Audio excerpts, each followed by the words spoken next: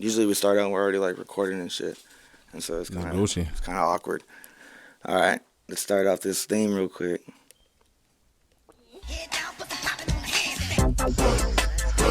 Meanwhile, you two were standing around, finger popping each other's assholes, popping each other's assholes. That's fucking hot. Hey, what's up? It's Last Name Luke with the Finger Popping Podcast, supporting the Inland Empire one episode at a time. And today we have a very special guest. This guest is the creator of a brand that fueled the kids of the Inland Empire with hustle.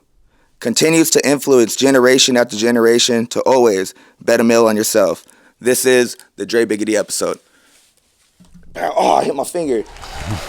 Wow, we're already smoking, we're already drinking in here, so we're a little faded. Come on. So we'll start it off automatically. Where are you from? Moreno Valley. Moreno Valley. What part of Moreno Valley did you grow up in? Exact. LaSalle Street. LaSalle Street. LaSalle Street legend. Okay. So what high school did you go to? Canyon.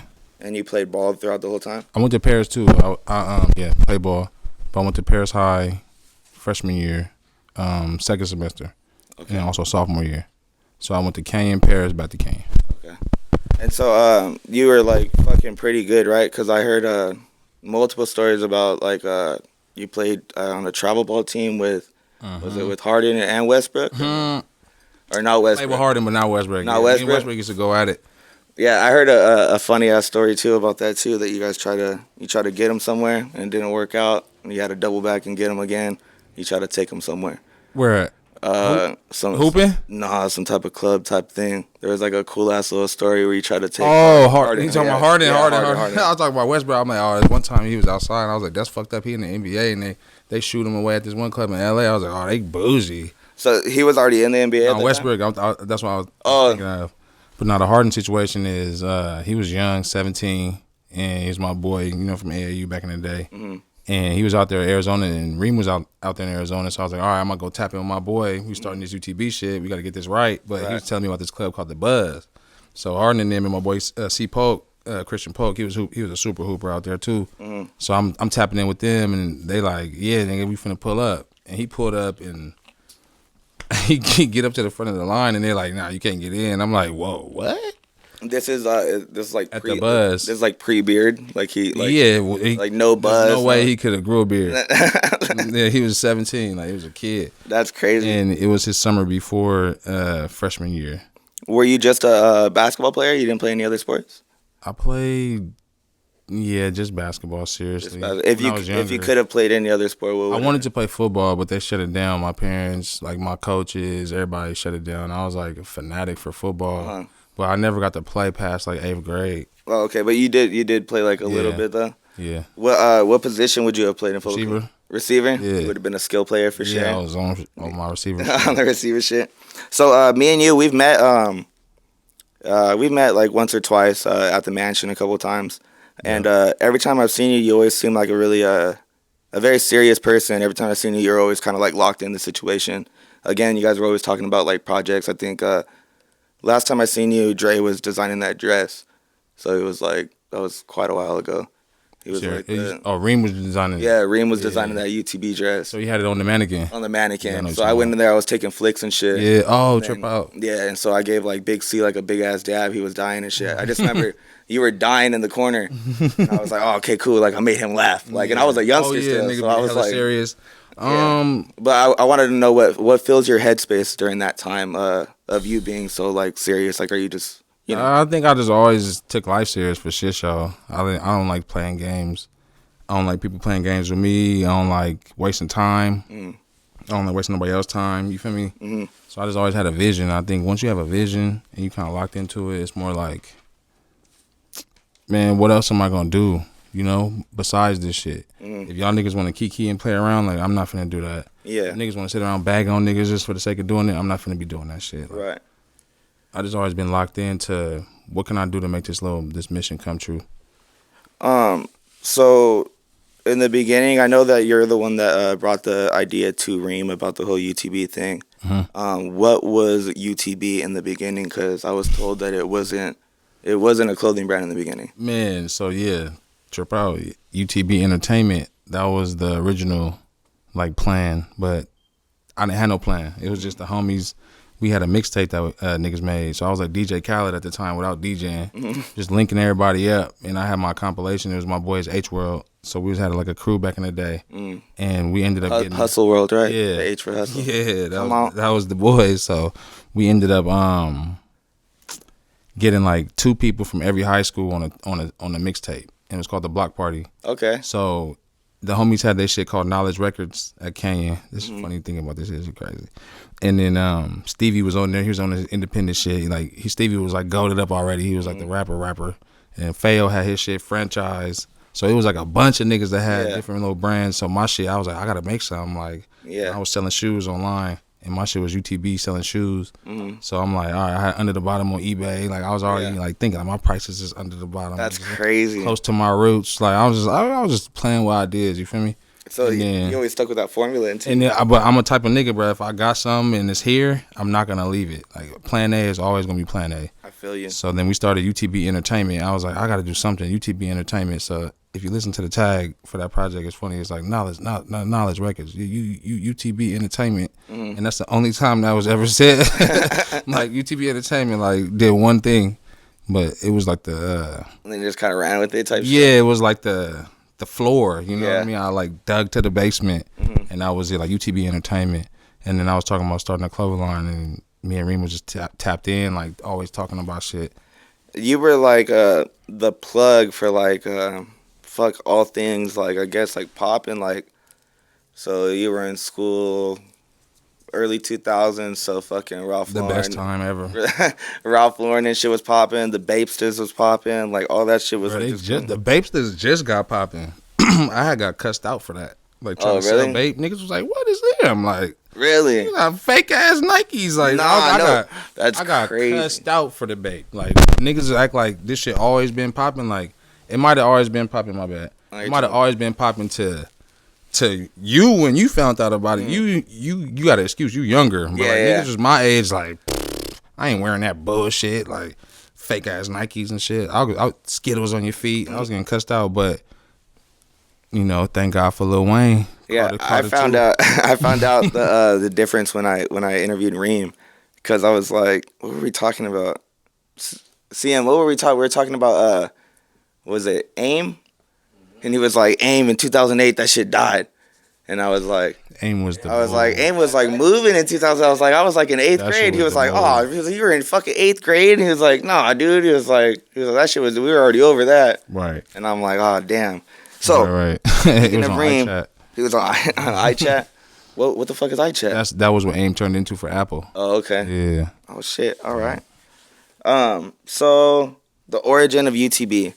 After you guys linked up and you guys decided to go and do that, because I know that Reem was supposed to be a model at first, right? High key. Then you did your research. Oh, come on, Papa. I know. So I was like, I'm about to do this clothing line shit, and that's all I'm. Yeah, hold on, man. Can you just tell them niggas is chopping it? He can pick it up though, you know. Yeah. So I was like, man, I need a fly model to. Oh, shit. Do I do something? I was like, I just had a vision. So I was like, I'm gonna do my clothing line. Like, I was telling everybody senior year I was gonna start a clothing line. Like, niggas was laughing. Like, what are you finna do? Like, you gotta be Rockaware or Shanja. Yeah. You gotta be, you know what I mean? Like, Nego. Like, yeah, that's crazy. So I was getting, like, hella pushback. And I'm finna start a clothing line. Like, little do y'all know, like, I'm finna do this shit. And, you know what I mean? I made sure that I told Reem, like, hey, niggas finna do a clothing line, bro. Like, I want you to model this shit. Like, I want you to be the main nigga that, like, we throw the wear on, so then, you know, it's gonna be attached to you. He was like, nah, I'm not hearing that shit. Like, yeah. He was like, bro, I'm gonna do this shit with you. I'm finna model. He didn't want to model. It's crazy now, niggas is big model, modeled up. Now he's like, that's his main shit. Is like the whole, not his main shit. Yeah, no, but he's just a nigga full blown model. He's a fly ass mother. Has he always been like that though? Like tatted and fucking. I would say more so it came when U.T.B started. I started seeing it more. You know what I mean? Like everybody was kind of coming out their own shell. You know, like high school. Oh yeah, you fresh can't out of really high do school. all that. Yeah. And we was from the era where like tattoos was like taboo. So he was the first nigga I seen like. You think so? Blasted. I feel like in the murder, like everybody had tattoos. I mean, all right. So if you got them tattoos, you was going this way. You know what I mean? Yeah. Like you were, your life was damn near over to as far as like society. Yeah, because he wasn't gang banging and shit. So him getting blasted was like, you know, the first of like that type of shit. You know? I think that he helped usher in that type of wave where it was like niggas was creative, artsy, and then blasted. Yeah. Like it wasn't like I'm finna do this to be extra turnt. So he definitely was just tatted, had the juice. With me and him was always talking about gear and shit. That's how we bonded as young niggas. Like, man, what? Like, you got them Sambas, they got the deal with the Timberland outlet, you got the bomber jacket. Like, you know, he was always tapping. And my people stayed right by him. So I used to always be over there running around like. That's crazy. We went to different schools, so I went to tap in with them. Yeah. And what age did you? Just pick it up. That I'm talking. Yeah. So, goddamn. So when all that happened, fuck, how are we gonna dive into this now? Okay, the homies.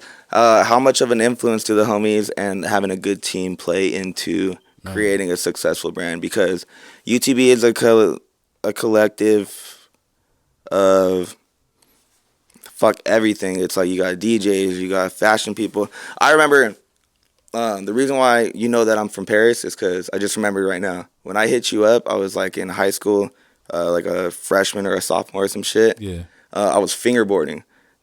And I hit you up and I was like, I'm about to make one. Yeah, you were like, oh, I was like, I'm fingerboarding, I'm nasty with it. And it, dude, like it sounds so dumb, bro. Like I had like $120 on a fingerboard. Like fucking, I was like, it's a new wave, and you sent me a picture, and it had like 1 million on it, and you're like, we're already on it. And I was like, oh shit, and you're like, send me videos that I'll put you on the fingerboarding team, but it never went through. Yeah, we was trying to do skate team. Skate team, fingerboarding. I was just like, god damn, and I was gonna be the guy. Yeah, I was gonna be the guy, bro. So like, it never went through. That's funny.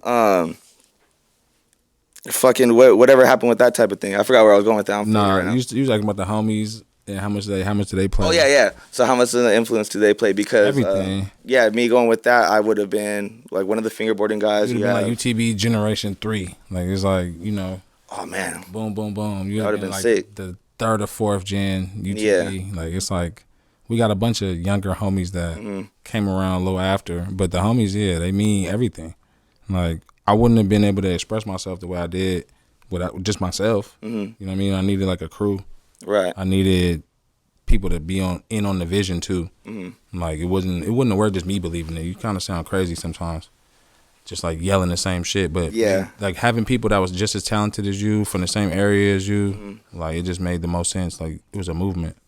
The people that you brought in, was it originally like the same? Not brought in because I guess they were like already family, huh? Everybody, you guys already niggas knew each other. We grew up together. Yeah, that's why I thought like niggas were so different and so special because like everybody else was kind of pieced together. We used to call like boy banding. Like, oh, they some boy bands. Like, It figured out, you know, like, oh, you cool, throw them together like an all-star game. Like, nah, we really grew up together. Like, I known shit Feo since we was like 8 years old. You know what I'm saying? Oh shit, like, crazy. like we went to elementary school together, like middle school together. Like, I know him my whole life, so it was easy peasy doing that shit. I know Speak used to ride the same bus as me in 6th grade. You know what I mean? He was an 8th grader when I was in 6th.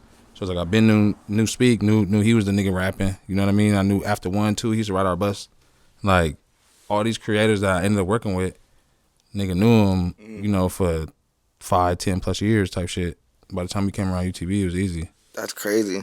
So did you already know like did everybody have like their own specific role already, or was that something that like it gets cultivated? It gets you cultivated. know what I mean? But you see it. Some people already was just new. Like Feo already was rapping, Speak was already rapping. Reem was already doing his thing. Like I was already doing my thing. So that was like kind of, and then Lil C's, he's my boy. So I keep hearing this name. Yeah, Lil C's like a legend. He's the quietest, most not seen person. Only person I could compare him to is like Kareem Biggs Burke from Rockefeller. You don't know who he is. He's not Dame Dash. He's not Jay-Z. Yeah. But Rockefeller got 3 founders. Oh shit. Okay. There you go. Yeah. And shout out 3. That's his name, 3. Yeah. That's my boy. That's fucking dope. So he was like that 5 was like the initial. Okay. Me, Reem, CJ, Feo, 3. Yep. Boom. So you said that Reem was like automatically not even on board because you didn't really even offer it. He was just like, nah, I want to be a part of this thing. Like we were just chopping it up about it. Yeah. And I'm sharing with him like he might as well, you know, we was like already partners. You know, it wasn't even. Was there any clashing at all during the whole thing? Because, you know, I feel like he's very artistic and like he has his views. In the views. beginning, nah. No? Not at all. But maybe like later on or?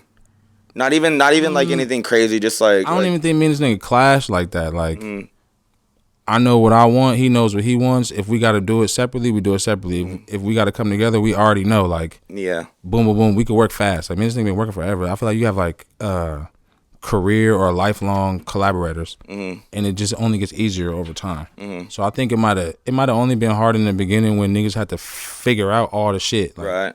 After that, this shit was natural. What were some because I'll dive into that later, but let me try to slide into it.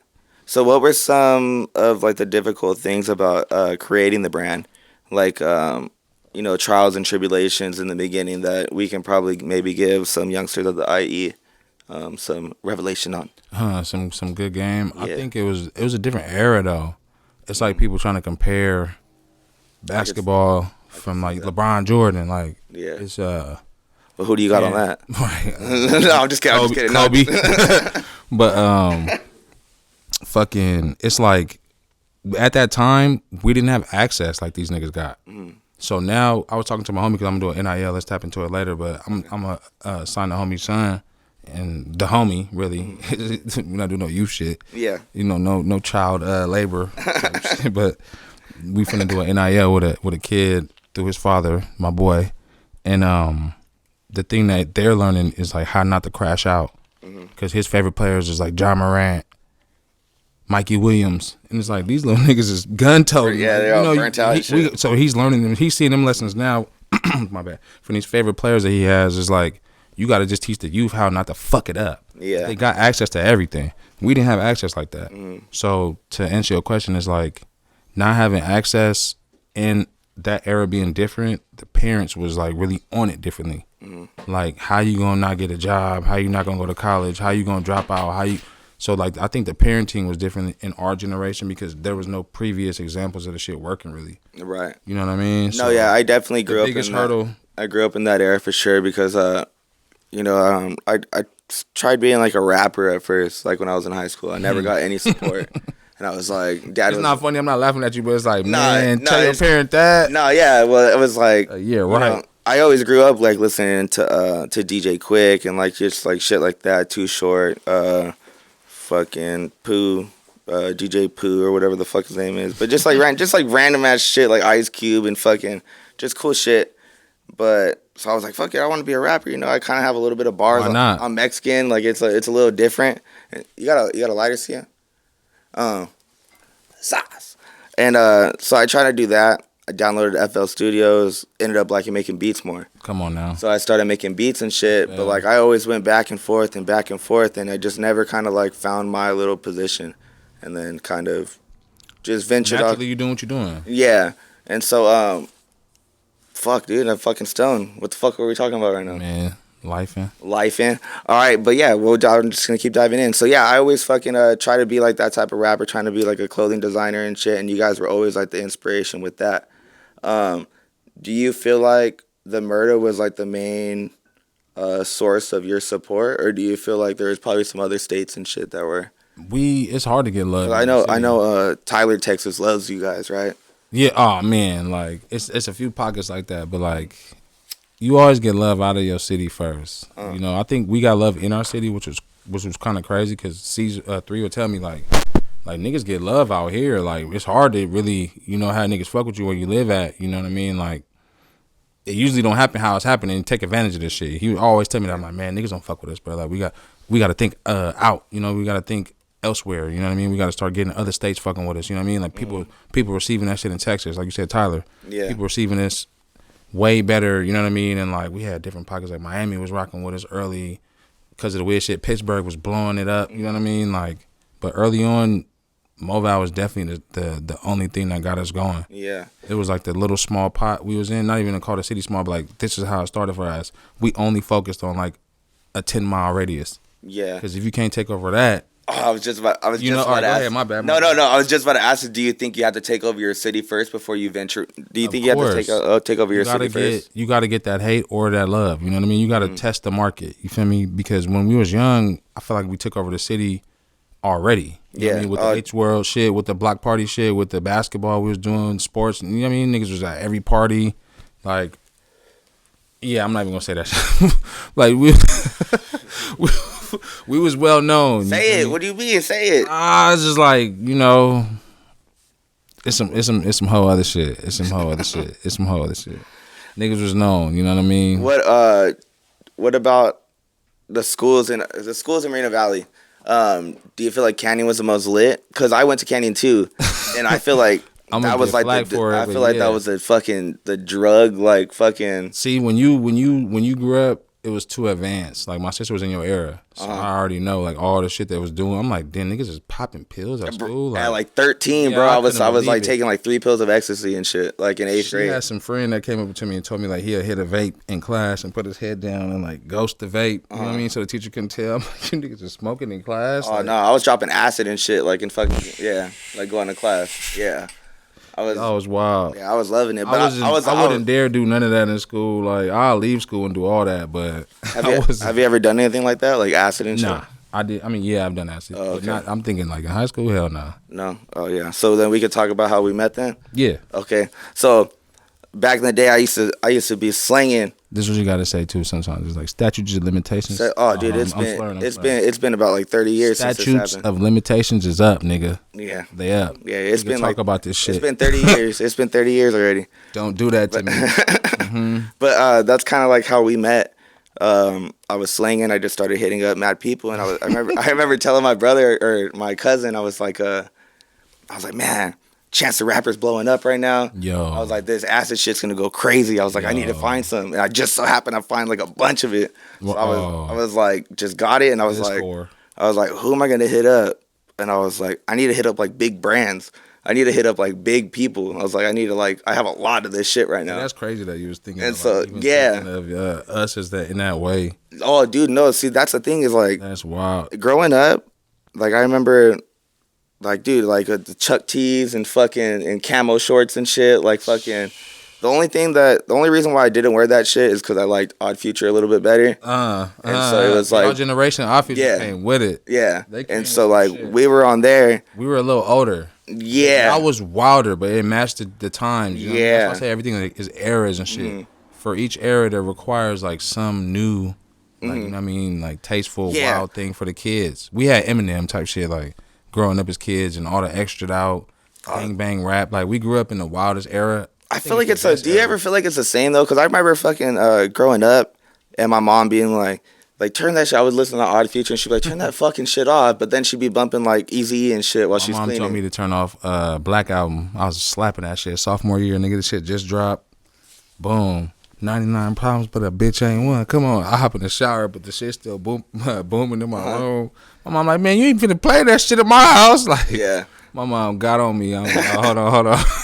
But I ain't even hear that song yet. What you talking about? What song? That's probably a snapper. That's the one. But yeah, I just kind of feel like that type of thing was like never like okay. Like I don't know. When I grew up, I feel like I was never really able to express myself. And I feel like seeing U.T.B and shit like that, it kind of gave me a thing like, oh, okay, like some little really, it was Nicky D's.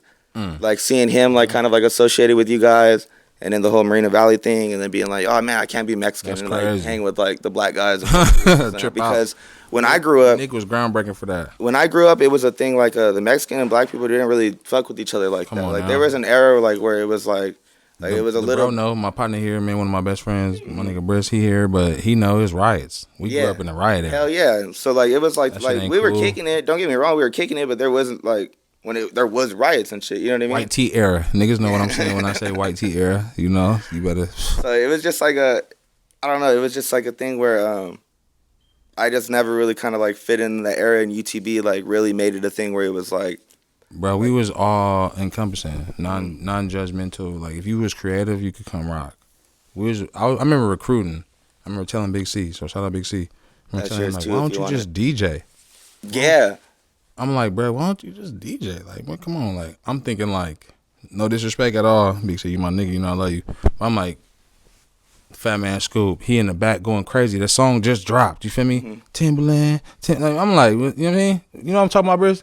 Whatever I say, y'all gotta do. I'm like, bro, why don't you do that? Like, we'll go crazy. Like, you know what I mean? So I'm just like trying to throw ideas out there, and then some hit, some stick to the wall, some don't. Like, But he was always a hype man, right? Because I remember he was like kind of more like a party promoter when we were kids. He would always be the nigga at the parties. He always had like the, sad to say, bro, I'm not trying to my nigga Big C, but like it was like school spirit. You know what I'm saying? So when I used to, that sound foul, damn.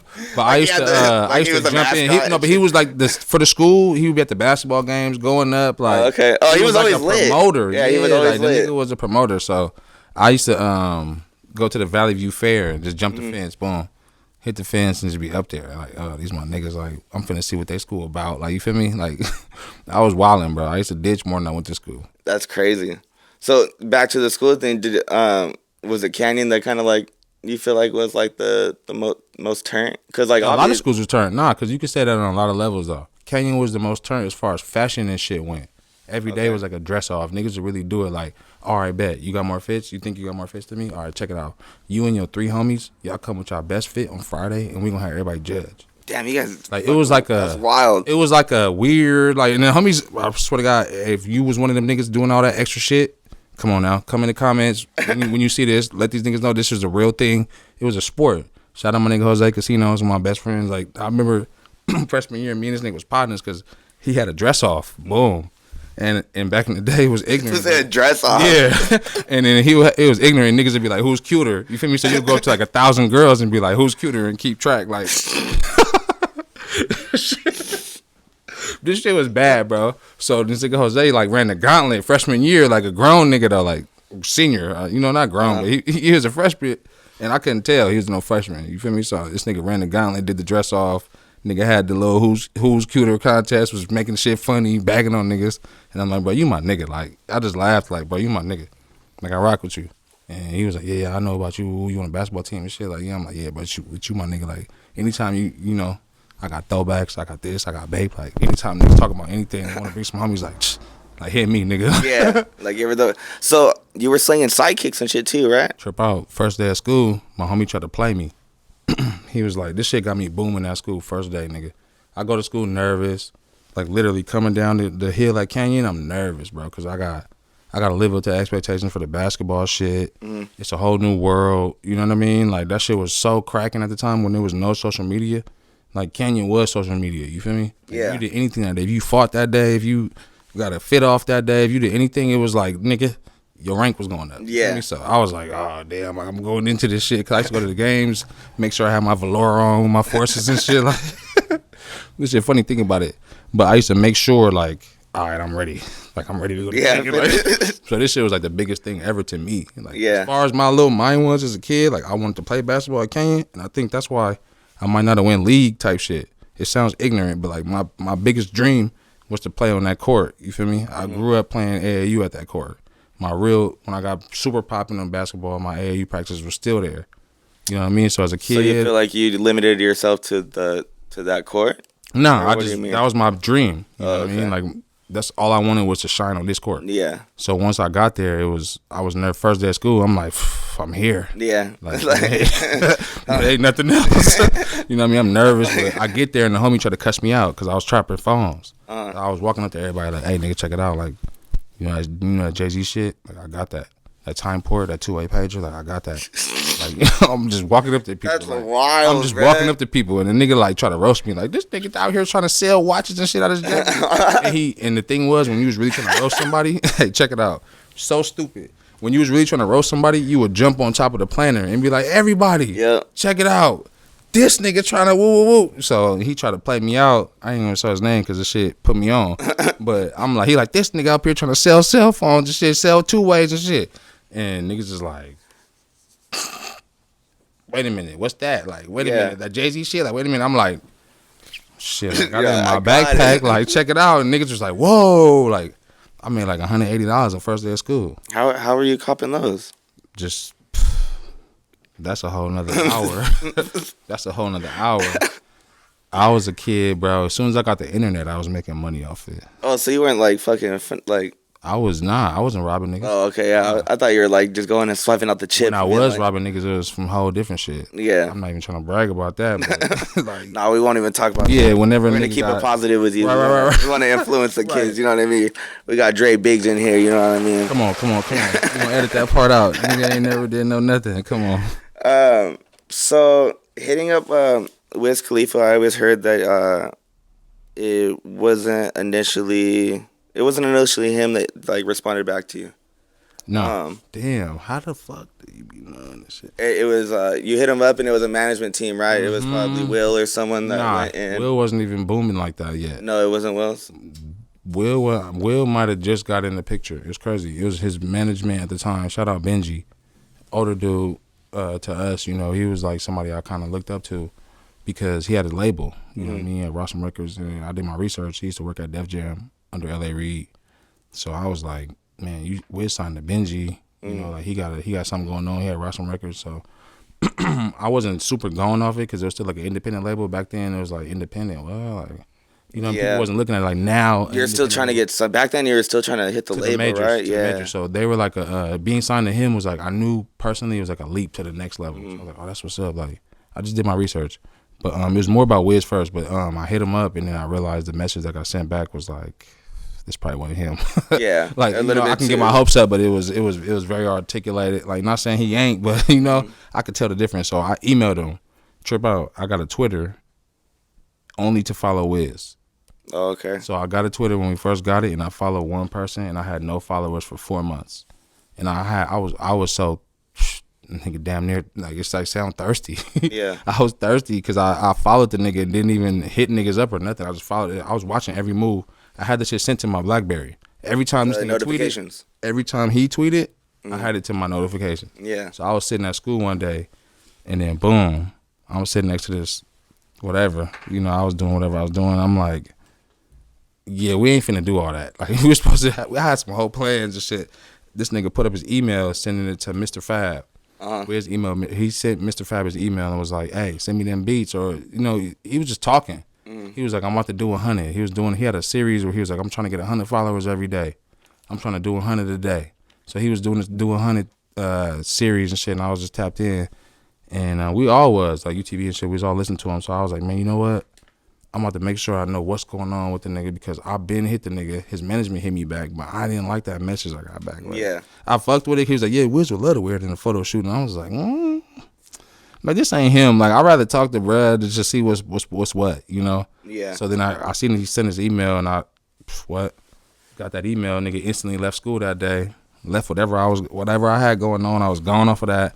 Slid, nigga, saw that email and emailed him like, hey, bro, that message I sent on MySpace, that was some corporate shit, nigga. Keep it 100, like, this how I really feel. This what's going on, da-da-da-da.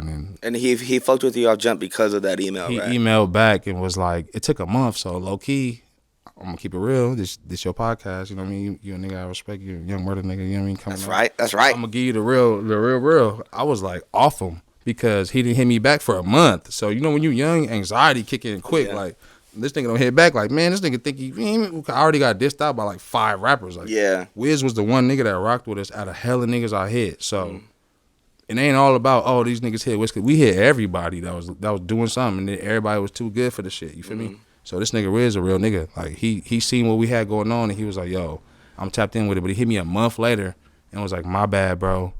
I was working on my shit, flight school. Yeah. Like, what you need, my address? And once, you know, it's crazy, I was driving that shit, I was like, this nigga ain't fucking with niggas. But I was driving, I was like, this nigga ain't fucking with niggas, he ain't hitting niggas back. Like, man, I'm 2021, like, man, we gotta figure something else out, man, fuck it. The nigga, he emailed me back, and I'm like, boom, damn, whoa, what? Like, nigga, I immediately went and grabbed up, we had our shit in the store, and we had no mediums at Ream House. So I grabbed up everything, he wanted a medium.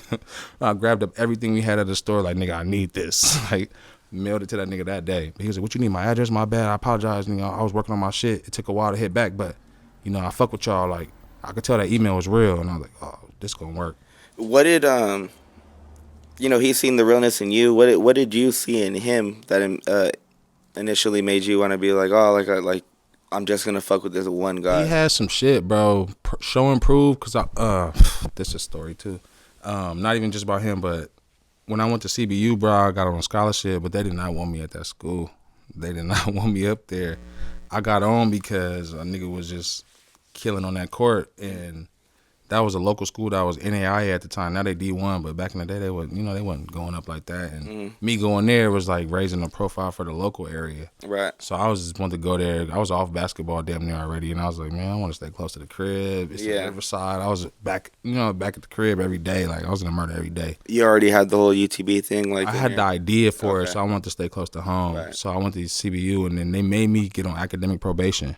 Because they did not want me at that school. So every day I had 2 hours of study hall every day. Oh, damn. Even if I had nigga homework, I was like basically going to punish me at that damn school, bro. Them niggas was on me. They did not want me up there. So I go up there and I'm in study hall every day. So I'm like bored, nigga. Yeah. It's first week of school. What the fuck you expect me to do? I don't got nothing to do. They made me come here 8 to 10 at night after a long day, or 6 to 8. Mm-hmm. I got to check in. It was on me, like coming in, making sure I was there, like. They was treating me like a menace, whatever. But I learned a lot about clothes and music because of that. I had none but time. So I was damn near on OK Player, Two Dope Boys, all these websites that got booming. I was on them shits early. I was on fucking Hypebeast for a whole hour. I would set it up to where I'm focused on clothes for the first hour. So I was like, man, I gotta make this time go, man. It's me and 3 nerds in that motherfucker. I got best friends with all these nerds. Yeah. I'm like, man, going and getting niggas coffee and shit. Like, they helping me write papers. I'm like, damn, this shit actually working out. But first hour, clothes, second hour, music. And I was literally, bro, in that motherfucker freshman year, 07, studying the game. Studying that motherfucker. Without that damn academic probation, I am not doing what I'm doing right now. Shit crazy. So I found out about him doing all that shit. Like, this nigga my age, like. Yeah, well, you guys are basically the same in every way, right? Yeah, grow season. Man, niggas don't know. Early Wiz Khalifa was like already goated, and you know, like I don't think he get enough credit for like how long he actually been doing it. No, I don't think I found him. I was a lot of people grade, like Christian Orange Juice. So you asked why I really rocked with him. It was when I heard the shit on the radio. I heard Say Yeah on the radio. Oh, Say Yeah was on the radio? It was on 99.1, bro. And I'm tripping like, damn, this nigga. Like I seen his little come up, but this different, like. He hopped on the little electro beats and shit, and I'm like, this is the type of shit I will be on. I experiment with the music like that, and I'm like, damn, like, bro, hard. Like, I heard some rap shit, and that shit, nigga, was hard. So then I hear him hop on that. I'm like, that DJ Alice, crazy. I'm like, okay, like he got the sample going. I'm like, I'm finna hit this nigga. Like, I just got inspired, excited. It sound weird, you know. That's not. You know, like, you know, at this era, you know, I'm a grown man. I gotta start saying pause. I'm not from New York, but. You know, it's just like my intent is good. Yeah, no, I hear you. So the day in the life footage, I remember being young and watching Wiz Khalifa shit, like the How to Roll a Joint and shit was like fucking the reason why I know how to roll joints. Now I get these fancy cones from Vibes papers. But it was before all these technology advancements came out. Yeah, do you guys feel like you guys kind of started that wave? Because I was doing my homework a little bit, the wave of the day in the life, like footage, recording yourself. I'm about to say, I don't want to take credit for nothing that got nothing to do with weed. No, just in general, because I be thinking about it, like we ain't had nothing to do with that, but I was proud to be around it. Yeah. I feel like I was around the legalization of marijuana, nigga. Like I remember being a part of marijuana since... Yeah, and then seeing that shit become legal and telling my parents, like, it's finna be legal, that's why I'm smoking it. Like, they was on me, like, what you smoking weed, man? Y'all, what are you doing with your life? Like, my mom was on me, and she a professor, you know what I mean? Like, she not finna have no dummy. Yeah. I was trying to explain to her why I was on some, like, pirate ship, like some revolutionary train, you know? And a lot that had to do with it was Wiz and shit. Like, you know what I mean? Like, this nigga making cannabis cool, like. Yeah, it's gonna be like the new wave. Now that it's the whole new wave, now niggas is focusing on like psychedelics and shit. Yeah, I like that. Dude. But just pushing shit forward. Just pushing it forward. Keep pushing shit forward. Like that's what I'm into. I forgot your pack. I forgot your little party pack. What was the question you asked me? My bad. I think. Day in the life. Do you think that you guys started that? Yeah, absolutely. Yeah. No one else is doing it, and the reason why I did the U.T.B lifestyle and shit started was because niggas had no marketing money. It was kids just starting from scratch, doing nothing. Like, we was like, all right, if we don't got bread to go out here and just market the shit properly, let's just market the little ragtag shit we do. And it just got to us filming our life. Yeah, but, dude, you say ragtag, but I remember growing up and it was like the shit. Like that's what I'm saying though. I was like, you don't know it's the shit. Where's Mikey shit. Come on, like, all that was telling you, like when we did that, we knew we had something. I'm not gonna lie, like it was ragtag for like 2 episodes. Yeah, after that, the first ones were like I just went back and I watched all of them. So I was like, yeah, I had a the homie was young at the time. I was at Verizon trying to pay my fucking phone bill, stressing out, nigga trying to piece it up, and his mom walked up and walked back. I'm like looking like, man, this lady acting bunk on the like. I'm on the phone like, man, hold on, like this lady acting, she tripping. Like, can I help you? And she was like, my son seemed to think you famous or something. Like, what do you even do? Like, I'm trying to figure out what the fuck you do. You out here begging for money on the phone? I'm like, you feel me? But it was the homie. His mom was younger, and he walked up like, man, I just want to take a picture with you, gang. Like, you know what I'm saying? Like, yeah. But it was off like Lifestyle number 5 had dropped or something, and he was like, I watched all them shits. Like, yeah. I'm like, oh, trip out. His mom was like, oh, you really do something? I'm like, man, yeah. Chill out. Well, fuck that. Lifestyle number 5 must have been close to when I think that was the episode with Wiz then. Because it was really... Wiz was 7. It was 7? Yeah. Okay, but it was close. But you there. But yeah, it started. That's what shows you how fast the shit happened for us. It happened fast, bro. It was like we came up with an idea, we stuck to it, and then MySpace was, accessible. Mm-hmm. Hit him up, didn't like the message. Seen Twitter was accessible. You feel me? Boom. That's crazy how you guys like managed to stay ahead of the wave. Or the head of the tsunami, as you can say, like fucking with everything. Like it just kind of sounds like you fucked the MySpace wave. Bro, like you could say that. Every era, niggas done wiggled. We done figured a way out to where it was like we gonna make this ours. You know what I mean? Because we was on Ustream. Yeah, come on. Like everything I think that kind of comes into like the public sphere or whatever. Like if we like it and we're into it, like we have a way of making it our own. Right.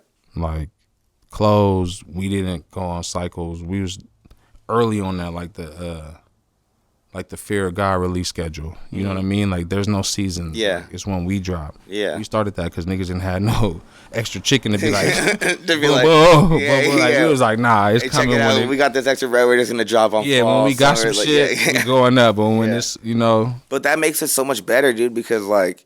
Even growing up, like, I never had bread. Mom thought I was going to, like, spend it on, like weed or, like, some weird shit. And so I probably would have. But I was trying to get U.T.B shit. Niggas tell me that, it was bro. like, I be giggling. I was trying to get shit from moms, and it just, like, was not working out. They was like, my mom said no. Like, $80 for a hoodie, $100 for a hoodie, no. Like, and then you guys came out with the 9.5 Smiley, the gold joint. And I was like, Mom, I need this. And by the time she was like, all right, sold out. Yeah. I was like, fuck. I was like, so that's the point. It's like, U.T.B is so rare, but it's so wanted. Like, by the time you want it and you can get it, it's basically gone. That's why I got to hit up Reem, and I get, like, random shit. I'll be like, hey, Reem, what do you got in, like, a 2X? Right. And he's like, let me go look real quick. And I'll be like, I hit him up last time, and he hits me up with this. It's going to be limited. Yeah, because if you don't get it that day, it's damn near gone. Like, I think our first 5-10 releases was like that. So that's what started it for us. Like, look, if you don't get what we make immediately, then it's most likely gone. Yeah. And it's gone because people actually caught on to what was popping. Because niggas missed. Like, we took a lot of L's to get to that point. People don't realize that, like, niggas think we just started this whole little wave of, like, oh, you gonna do it like this, and this is what's popping. Like, it was a lot. It was off taking, like, L's and notice of what was working. You know what I mean? So we had to be limited because we were an independent brand back then. You know what I mean? Like I seen a Reem interview here, talked about the Crooks&Castles opportunity. Yeah. Shit like that. Like, we had flirted with a lot of ideas of just getting bread through into the brand, and it was just kind of like it never felt right. Like, we wanted to have 100% control of like how we was wiggling, like how we made sure everything released. It was like the Thank You Mikey shit was for a hoodie, if you think about it. But there was some legendary like promos, like. Yeah, big time. Yeah, for like sure. That time we was doing that shit just to do it off the fly, but like that was really like some for TV shit. You know what I mean? We was throwing to YouTube. Speaking of the Reem interview, and you're talking about the people you collaborate with, at the end of the interview, he mentioned something with Drummer Gang. Is that like a a little sneak peek. I don't like speaking. Yeah, I don't like speaking too much on things until they out. You know, but that's a thing. You know what I mean? Because one of my best friends, I was telling you, a nigga had the fit off. He do Greedo's merch.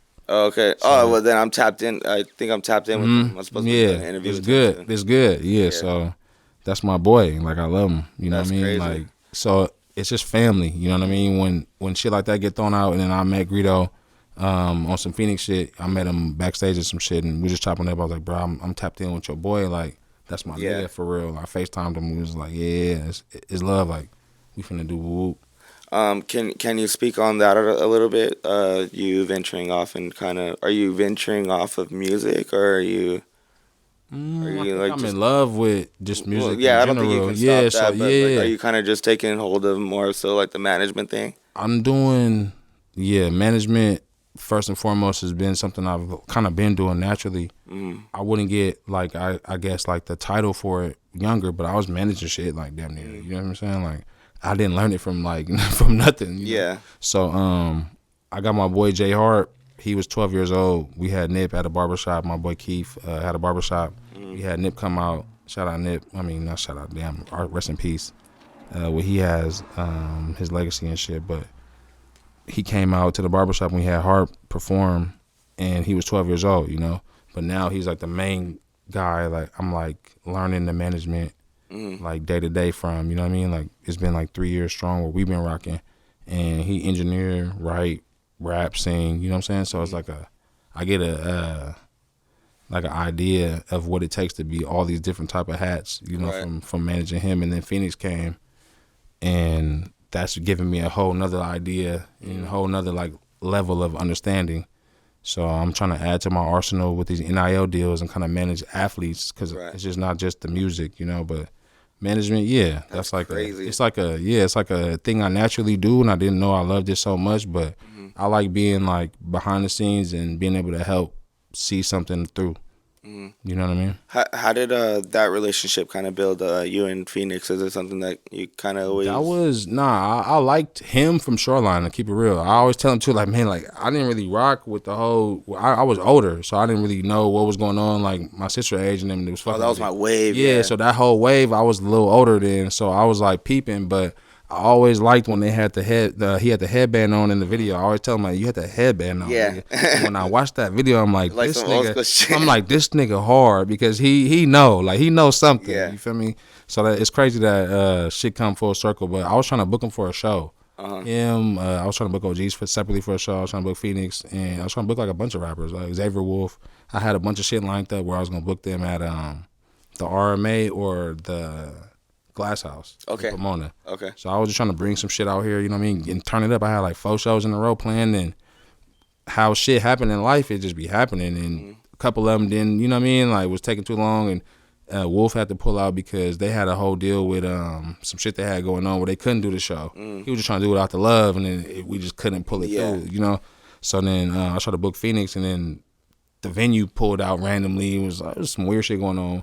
But then the nigga asked me, like, hey, my homie, shout out Trill and shout out my nigga Neil. They asked me, like, how would you feel about managing Phoenix? And my first thought was, like, why would he need management? Like, like, what you mean? Like, well, how would I feel about it? You asking me in a realistic sense, or are you just asking me just to ask me? Yeah. Like, do you want to manage him? Like, and I didn't even take the shit serious. Yeah, it is, almost like playing with my emotions. Yeah, I'm like, why are you asking me? Because I don't like wasting time type shit. You know what I mean? I'm like, why are you asking me this? And he's like, nah, for real. I think you'll be solid for the whole little UWAP. And I'm like, damn, for real? Like, all right. So I put up on Brad, my partner, and we just did our research that day. You know what I mean? And shout out my nigga Keith. It was Keith and Brisbane. I just ran through every interview he had, and I'm like, I low key think like this nigga like ain't getting enough credit.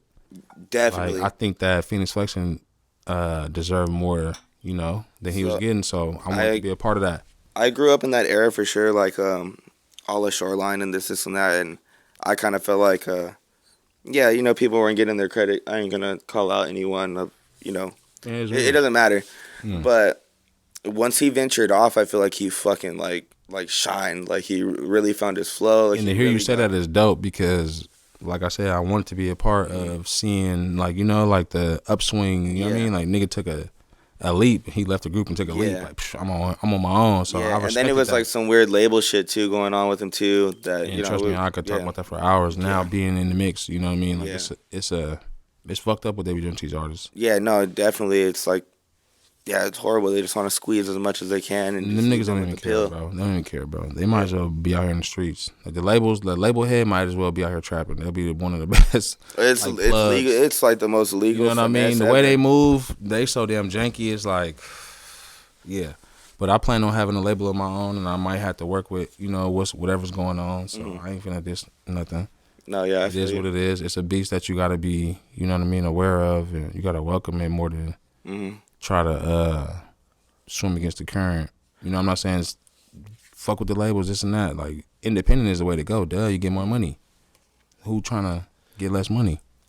I think having the machine behind you. Some people need that, and some people want a good team. I feel like that's why I got into that. That's what don't. Not to cut you off, but that's what don't be prevalent in young kids' minds. Is like having a team, having the good team around you is way more important than whatever they was offering you, whatever was going on. Like once you sign on the dotted line, bro, you owe them niggas money. Yeah. Like you got to make that happen. Like it don't matter.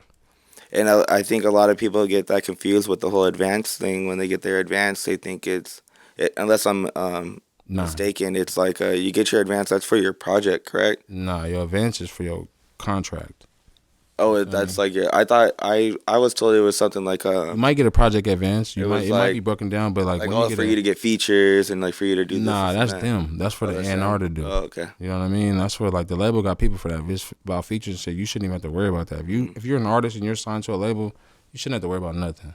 But recording on the damn like getting to the studio, making music. They got all that. If that opportunity comes for an artist to go and sign to like a label, would you ever recommend that, or would you say kind of just stick to yourself or read the paperwork? What I would recommend is hire your boy. Hit me and let me look at that paperwork. Sit down and have a consultation. We can see what you want, and you know what I mean? Yeah. Like I grew up in a different era from these niggas. Like you got your Wiz Khalifas, you got your Currencies. They both ended up at the top. Which route you want to take? Yeah. Which one is for you? Yeah. Do you want to be the star, like the? Do you want to be a Uber star, or do you want to be a mega star? Yeah. It's weird to even think about that type shit. Like, what's the difference? But there's a difference. There's a difference in your schedule. Goddamn it! Like, do you want to keep your life to yourself, or do you want to share it with the rest of the world? Once you know. That's something you figure out, I guess, once you get to the deep top. end. You know, you go to the pool when you were a kid, and they have you holding the wall. Yeah. That's when you sign a deal. And then you learn how to swim and shit, the swimming lessons and shit. You in the 3 feet? Yeah, you in the 3 feet, nigga. You going that deep end. Is there any artists that you have been listening to out of?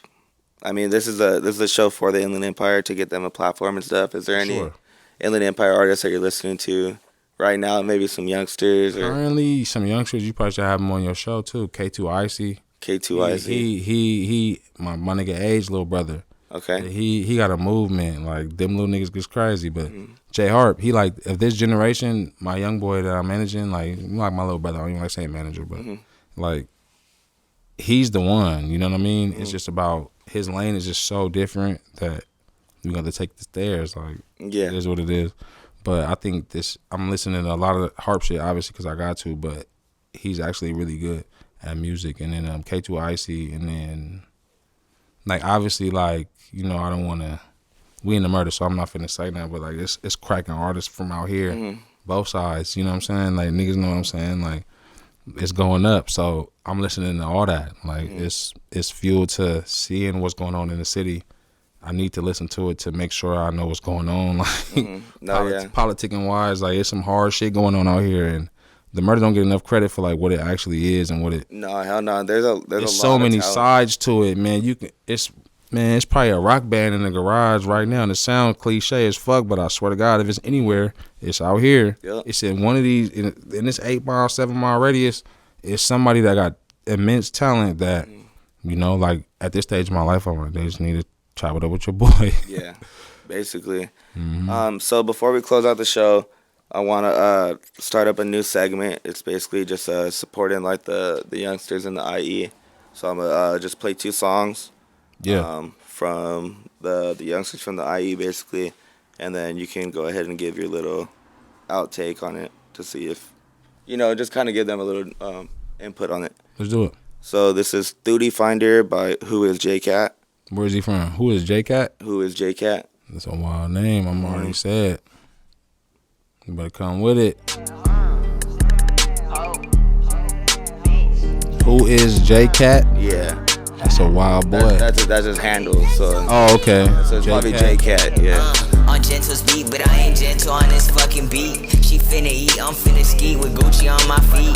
On my repeat, you stay beneath my drippy too elite. Little bitch on me, she tryna reach. I tell her being not key, we running. Hey, he hard. The plug just told me you just ordered that. She just sent the news, I told my dog that I'm gon' forward that. She gon' give it up, I told her baby I want all of that. I could fuck a mom and beat the kid, cause I don't want no brat. Revenge I wasn't on my body, expecting all this. this drip is finna cause a storm. Need a scamming bitch about that money like she Bella Thorne. Fuck on Violet Myers, she gon' throw it like I'm part of the porn. If they talk that shit, I come outside just like I'm Pierre Bourne. Through Deanna, bitch, she wanna fuck, but I can't pass the hoe. That bitch too dirty, I can't even pass it to my bro. See buddy hit and I did too, just thought to let you know. That bitch a freak, she probably like it in her booty hole. His gonna eat and shit, his KB skinny, yeah, his chopper fast and Harry Potter stick. It's filled with spells, it start to get to casting. I feel like I gotta see a video. I gotta see everything put together. So he has this hook is pretty hard. I need a sexy kind of bitch that want her coochie scratch. Throw my gang up in this bitch and hit it from the back. I got a freaky bitch, keep trying to run, I'm pulling off her tracks. Where my tooties at? I'm pulling out her tracks? I need a sexy. Alright, so that is J-Cat right there. And then we have... I need to know why he calls himself J-Cat, man. I don't know, he's probably weird. Yeah, wild boy. He's wild. Wild boy, but I'm not gonna knock it. There you go. J-Cat coming with it. That's wild to say too. It wasn't bad though, right? I mean, that kid's. No, the song's hard. Yeah, the song's hard. To me, I can't get over the name. I need to know why. So this is Buddha 1K from Himit. Let's go. I'm supposed to be interviewing him next week. Like I told you earlier, I think Himit need one. They got Spank going crazy, so it's like you need a young nigga to kind of like come up. You know, that's how you build the city. Ain't show me love, I cope my feelings dealing with these drugs. Nodding off the juice, I'm through the roof, just trooping with my thugs. Bowing down to praise my demons, hope I see the sun. And saying sorry, mama, cause the streets took her youngest son. Designer kicks and foreign whips, he pushed to start the bitch. This nigga thought I wasn't clutching. You remind me of Walk a mile in my shoes, see who the hardest. Stockton. That show you the prevalency of Stockton right now. Prevalency, I don't even know if that's a word. Fighting bodies in them county blues. The prevalence. I'm yelling fuck you. The police on my head cause I'm the villain they look up to. He hard. You like it too? I can already tell what he got going on. Yeah, he's doing good. At his age, I don't even gotta listen to the whole song. Send me that though, but I don't even gotta listen to the whole shit. No, yeah. He can rap, his delivery's hard, he know what he wanna do. And he has visuals too. Exactly. I just wanna see the video. His shit, it just shows me how much like the Bay, low key, doesn't accept Stockton as the Bay, but the way SoCal niggas see it, I think it's the Bay type shit. Like it's NorCal, but yeah. Stockton right there, damn, like why do people segregate? It's like the IELA shit. Like niggas want people love it. Yeah, it's a main thing. That's why you got your whole shit. Like, yeah, that's a whole touch on different it, subject. Yeah, I don't want to touch on that it's because pockets that are going crazy. Yeah. You know what I mean? And Stockton is going crazy, bro. I like a lot of artists from out there. I'm an issue with that too because I've gotten DMs, like even me barely starting this, I got DMs from rappers from LA and I'm like, yeah, like, why you segregating it? Why you not, you know? I should. Not like that, but they're just like, hey, like what do I gotta do to get on the interview? And I'm just like, you're not from the IE. You're not fucking with it. Yeah. But I'm just like, that's my a line brand. to That's my stand on. brand right now though. You gotta stick to your brand. Yeah. If that's your brand, you gotta stick to your brand. You Yeah, gotta make it just happen. for the time being. But I learned that from you guys. You know what I mean? U.T.B. Always remember to bet that mill on yourself. This is a Dre Biggity episode. Thank you so much for coming out. I really appreciate it. Shout out to No Pressure Records for always just, supplying all the energy we need for this source of powering this thing. Mm-hmm. You know what I mean? Supporting the Inland Empire one episode at a time. Last name Luke here. Bah! Just get it. That was cool. What you think? Huh? I didn't get to touch on nothing. That wasn't enough time, huh? It was like, yeah, no. That was the way you do the first one, though. Part one. Yeah.